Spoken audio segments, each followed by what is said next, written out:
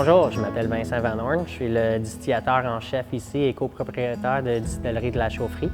Et on est très fiers d'être partie de Distillerie du Québec. Mon plan original, c'était de mettre un alambic sur une remorque puis me promener entre les vignobles et louer mes services comme bouilleur de cru, un peu comme en France. Et de là, par bon hasard et chance de la vie, j'ai pu rencontrer un des bons amis à Brian qui donnait une soirée de conférence sur le financement. Et donc, à la fin de la conférence, on s'est parlé un peu. Il m'a dit qu'il aimait bien mon enthousiasme, mais mon projet n'était pas du tout légal ici au Québec. L'idée d'un alambic qui se promène, c'était un peu gris, ça serait bien trop facile de tricher. Mais il m'a dit qu'il connaissait quelqu'un qui avait comme rêve aussi de partir à une distillerie. Est-ce que je voulais le rencontrer? On s'est rencontrés pour la première fois juste à côté de ce qui est la chaufferie maintenant, le restaurant l'Archibald, ici à Granby. Et après un couple de cocktails, on s'est dit, coudonc, on a la même vision. On voulait vraiment se lancer ensemble pour faire notre distillerie parfaite. Et à ce moment-là, on a pu trouver les clés pour le bâtiment ici qui était à ce moment-là abandonné. Donc on a pu venir visiter le bâtiment qui est la chaufferie, la vieille bouilloire pour l'usine Imperial Tobacco ici à Granby. Et aussitôt qu'on a rentré dans le bâtiment, c'était clair qu'il fallait que ça se passe ici. Il fallait que ce bâtiment était fait pour être une distillerie. Au début de notre production, on a parti avec des produits qui étaient prêts rapidement pour le marché. Nous, on s'est dit dès le début qu'on voulait être une distillerie du grain à la bouteille, de la matière primaire jusqu'au produit fini pour tous nos produits. Donc, on a commencé avec un vodka, donc le vodka Le Main, qui est en effet un vodka à base de 100% seigle et depuis 1 an et demi, 100% seigle bio du Québec. Et donc, étant un vodka à base de seigle, ça donne beaucoup plus de caractère. C'est vraiment pas un vodka qu'on peut dire neutre. Il y a toujours un petit caractère en arrière, un petit odeur qui amène une expérience particulière. On utilise ce vodka-là pour faire notre gin. Le gin Furlong, qui est en effet un gin plus sur le côté classique. Donc, c'est un London Dry, il est plus fort en genévrier.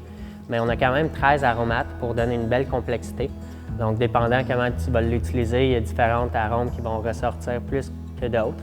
C'est un gin qui est plus sur le côté épicé. Le troisième produit qu'on a sorti, en effet, c'est le Sugar Shack, qui est un rye à l'érable. Donc, on dit rye à l'érable à cause qu'elle n'est pas tout à fait assez vieux pour être un whisky.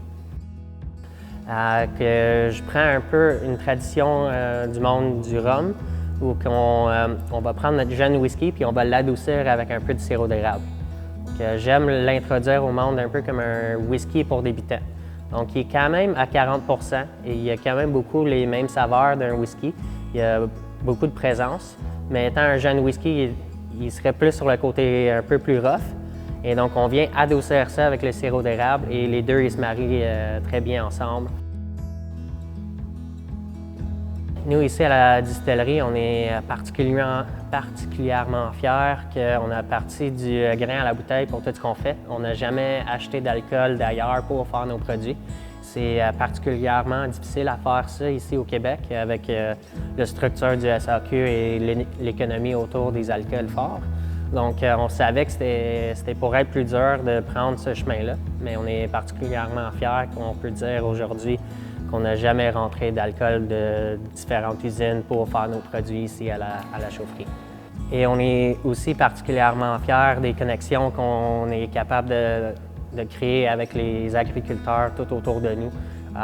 Donc, à chaque année, on est en train de solidifier des connexions avec plusieurs producteurs qui travaillent dans la région pour vraiment créer une belle network entre l'agriculture locale et la transformation qu'on fait ici à la chaufferie.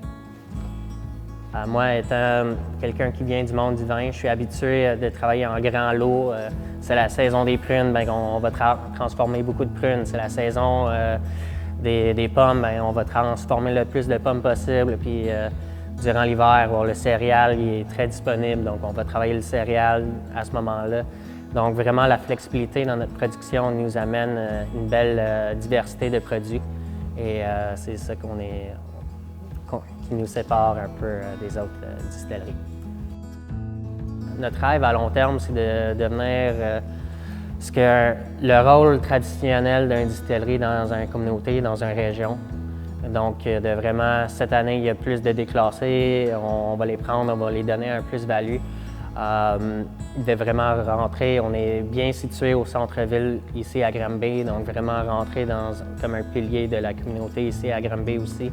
On est très fiers de dire qu'on a donné énormément de désinfectants au début de la crise de COVID. Donc, étant un des seuls producteurs d'alcool dans la région, bien, on a pu s'assurer qu'il n'y avait pas de manque de désinfectants pour nos voisins. Donc, on veut vraiment s'ancrer à long terme dans notre région, dans notre communauté ici.